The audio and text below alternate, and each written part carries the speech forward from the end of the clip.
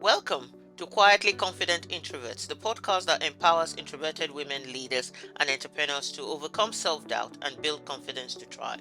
Together, we'll explore your unique strengths, help you create a presence in the marketplace, and build profitable, impactful businesses. It's time for introverted women to rise, and it starts right here. Let's dive in. Thank you for tuning in to this episode. I'm so excited.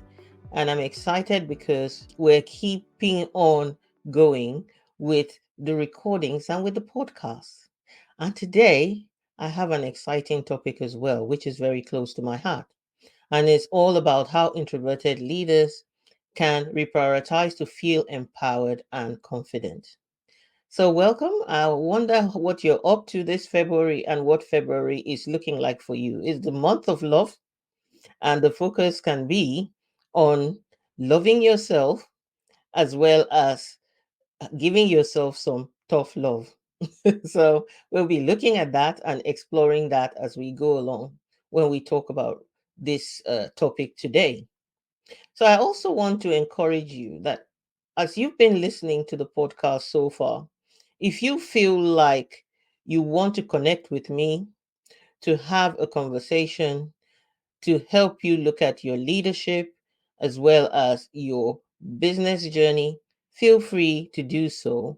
Follow through with the link that is in the show notes and connect with me for a clarity and exploration coaching call where you would leave with some ideas and some tips and help you get unstuck with anything that you feel that you need to get unstuck. So today, obviously, we are talking about how introverted leaders can reprioritize to feel empowered and confident. I don't know about you, but I always lean into using keywords and themes for the month because it helps to focus me on what is important. So this month, I am focused on talking about reprioritization.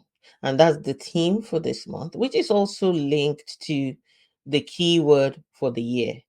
The key word for the year for me is essence. And essence is about what's at your core, what's your flavor, what's your purpose, what do you bring to the world, and how does that impact yourself and those around you. So, we want to dive into looking at reprioritization. I want to talk about it in three key ways. So, these three key ways are ways that I myself am also using to address the theme for the month, which is to reprioritize. So, the first word here is to review.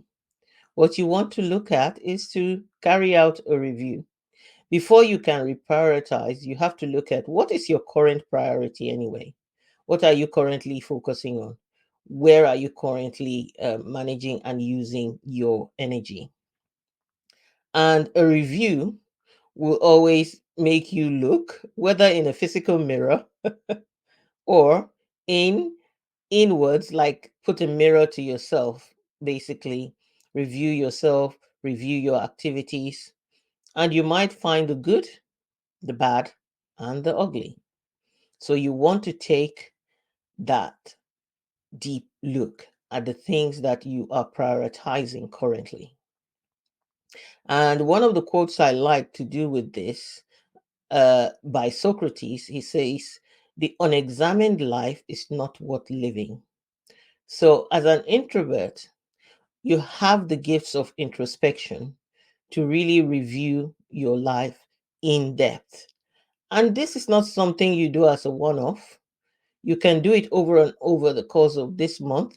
If, like myself, that's the theme for the month, you can do it on a daily basis. Like for many people who have my journal and myself who has my journal, I start the day with a daily reflection and I end it with a review of the day.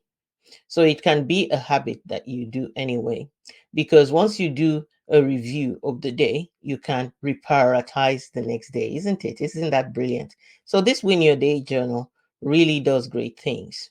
And then once you've done this review, what do you need to do? Well, of course, you've looked at the good, you've looked at the bad, you've looked at the ugly, right? The problem is the ugly and the bad can erode the good, where that is what you're focusing on. So, if you have realized that there is the ugly and there is the bad, then you have to get rid of it. So, the next one is to remove. Remove what no longer serves you, remove what is weighing you down, remove what is actually not currently needing to be a priority. Why do you have to remove? Like I said, if you don't remove, it can affect the good. If you don't remove the ugly and the bad, it can affect the good. Now, removing can take longer than you think, but identifying the things that you want to remove as a result of your review is the first important step. Because once you've done that, whether you can do an immediate removal or removal over time, at least you are aware of the things that you need to remove. In a sense, what you want to get rid of is sabotage, whether self sabotage or sabotage that is around you, either in your environment. And as a leader, this can mean making difficult decisions, having difficult conversations, which are necessary because it might relate to people and it might relate to those other people that will be impacted by it. And you have to have those difficult conversations. This is where courageous leadership matters most. So, what is the quote that I want you to remember with this? It's one that I love that comes from my I have a uh, a tool which I call which is called Canva, and it always brings up this quote when you're doing a design, and it reminds me of how to work on the design to make it best. And it says that perfection is achieved not when there is nothing more to add, but when there is nothing more to take away. And it's by Anton de Saint Exupéry. I hope I pronounce it correctly. But basically, what he's saying is that that removal is how you create perfection, not by adding things, but by removing things. And I think it makes sense, especially for you as an introvert, to think about lightening the load, to think about bringing ease, to think about making things lighter for you. This is why this is a key word for me this year. I myself subscribe to getting coached. And speaking to my coach, I realized that there are things in my life that I wanted to get rid of. And I needed to make courageous decisions to do that. And there are things as well that were not in alignment. For example, one of the things I really want to focus on beyond anything else this month is health. Now, as you know, when it comes to health, you have food, you have sleep, you have all sorts of things. And many times you've got to use willpower. The problem with willpower is that is actually, I watched a BBC documentary that said that it's actually a finite resource. Once you're applying willpower in one area, it can be difficult to transfer it to other areas. So when you're prioritizing one particular place, it can make it difficult. So how do you make it easier for yourself is by removing things, removing sabotaging things around you. It makes it easier to apply willpower when you don't have to apply to too many things. So that's what it means. Basically, take away rather than add to create that better focus. So the last R that I want to talk about as well that helps with reprioritization is actually the process of the reprioritization itself. How do you do that? So you need to ask yourself the question, what is important right now for me to focus on? And how do I make the main thing the main thing? For me, it's how do I keep it real as well? That's one of the phrases that I love to use, keeping it real, keeping it raw. And as I'm sharing here, I've had to keep it real. I have to keep it raw because knowing your capacity, removing things that are not within your capacity can help you. So when you're reprioritizing, asking yourself key questions like, which one is the number one? Which one is the number two? Which one is the number three? And then taking time to focus on it in that order. now brings you back into a sense of feeling empowered. And guess what? When you remove things that are sabotaging, when you remove things that are weighing you down, what happens is that you're focusing now on the good parts that you want to focus on. Therefore, that focus ultimately then leads to feeling empowered and feeling more confident. Yeah. And one of the quotes, again, as you well know, I love using quotes. It's a quote that says, people who can focus get things done, but people who can prioritize get the right things done. And when you do the right things, that's where you start generating the results that you want, because the right things are linked to the results that you really want. And the results that you want have the right things done in the right order. Somebody told me last year that becoming a millionaire requires you to do certain things in business the right way, in the right word order, consistently, and to do things that others are not willing to do to get to that position they need to get to. And one of the things people are never really willing to do is to do the hard stuff of looking closely at their life, removing the things that no longer serve them and are making them stay comfortable, although uncomfortable because they want a better life, so that they can now focus on the right things and prioritize. One of the ways that you can do this reprioritization as well is not to hang on to things that you know are not in your strength zone. And as a leader, that is where you now have to develop the leadership skills to delegate and give over those things that are not in your strength zone. Whether you're doing it because you want to feel all powerful or because it makes sense, you have to think about, how is this the right thing right now? For example, as a business owner, I am growing my business this year so that I can work more on my business rather than in my business. And again, that's the area of my strength, because one of my top five strengths is being a strategist. The other one is I'm a visionary, so I can see a bigger picture. The good thing is, I've developed skills that allow me to develop solutions. But then, on the other hand of it, once it comes to the execution of those solutions, I might not be the best person to execute it and complete it to the end. Acknowledging that to myself through a review, removing that particular thing and giving it to somebody. That is what's important in the reprioritization stage. It will not be on my plate, because what will be on my plate will be the things that I have decided are within my strength zone that I want to do.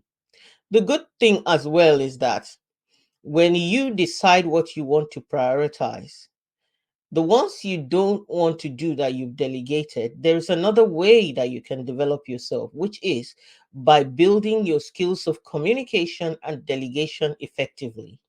So, as a leader, if you do that, what then happens is those around you as well, and having the focus of helping them build trust and you trusting them to deliver, helps them to develop their leadership skills.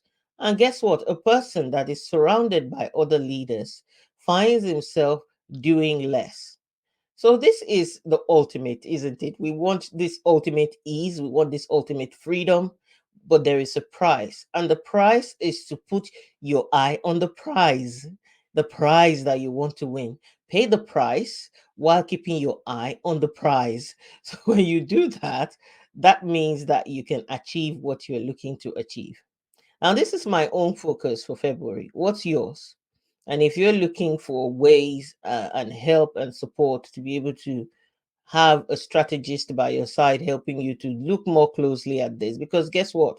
Sometimes it's painful and it's difficult to look really deeply at the things that we know are our fault, we know we're doing wrong, or we know are sabotaging. Or we also are not really sure, because if you've done something for so long, you become conditioned and you don't know really what to take away. This is where a coach can be useful, and a coach can apply the frameworks and the strategies to help you to dig deeper. If that's you and you connect and you resonate, please feel free to come along and talk to me. Check out the show notes to find a link that allows you to do just that. I would love to hear from you. Well, finally, as I round off this episode, I want to encourage you that whether you prioritize anything else, prioritize love. It's an opportunity. Love is in the air. Everywhere you go in the shops, why not take the chance to love yourself, to love others in a deep, meaningful way? The heart that loves is a heart that is alive. And you want to feel alive. You want to feel vibrant. You want to allow yourself to go to that place of vulnerability of giving and receiving love. It's one thing to give, it's another thing to receive. So, this is my final message that I want to leave with you. And in terms of that, I want to encourage you and say, that as an introvert, you know that your quiet strengths, such as deep thinking, such as introspection, such as empathy, such as sensitivity, those things are valuable, whether as a leader or as a business person. And you can learn to tap into them, learn to love those strengths, and use them to move ahead in life and to feel empowered and confident.